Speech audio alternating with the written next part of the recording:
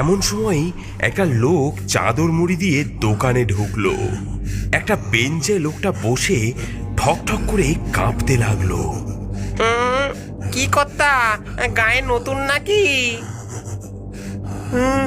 কোথা থেকে আসা হলো জনাবের? লোকটা মুখে একই রকম শব্দ করতে করতে শুধু আঙুল তুলে দেখালো পূব দিকের জঙ্গলের দিকে। আরে আরে মন্টু, ওনাকে ওনাকে এক কাপ চা দাও। ঠান্ডায় কেমন কাঁপছে বেচারা।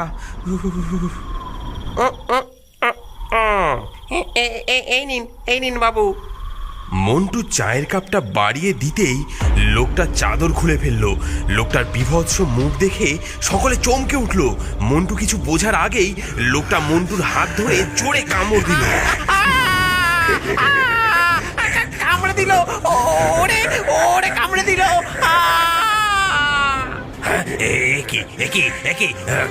কামড়াচ্ছেন কেন? কামড়াচ্ছেন কেন? জলাতঙ্কের রুগী নাকি? আরে আরে আরে পালাও হে, এ দেখছি মানুষ নয়, এ দেখছি মানুষ নয়। পালাও পালাও পালাও। যে যেদিকে পালালো। মন্টু হাতের গরম কেটলির এক ঘা দিল ওই লোকটার মাথায়। লোকটা বিভৎস চিৎকার করে উঠল। মন্টুও পালালো হরিনাথের পিছু পিছু। আরে ও হরি দাঁড়া দাঁড়া, আমি কই যাব? ও যে বেটা আমার দোকানেই বসে আছে। তুই তুই তুই আমার বাড়ি চল আজ রাত। কাল সকালে বাকি দেখা যাবে খুনি। হ্যাঁ।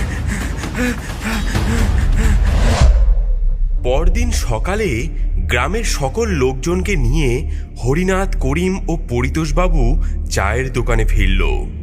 বলি, ও হরিদা, মন্টু কই? ও বেটার কাল রাত থেকে তো দারুণ জ্বর। হাতের ক্ষতই মলম পট্টি করে দিয়েছি, এখন ঘুমাচ্ছে দেখে আর ডাকিনি। সে ভালো করেছেন, এখন ভালো করে চেয়ে দেখুন।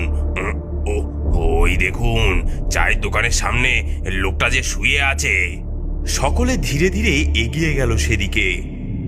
হরিনাথ লোকটার হাতের নাড়ি দেখে বলল, হ্যাঁ, এই যে মরা। তবে এ মরা যেমন তেমন মরা নয় হে। এই যে দেখি বেশ কদিন আগের মরা, গন্ধ ছেড়ে দিয়েছে যে। এ যে কি বললে হরি? কালই তো লোকটা চায়ের দোকানে এলো। এসব কি বলছো কি? সেটাই তো আমি নিজেও বুঝতে পারছি না কিছু।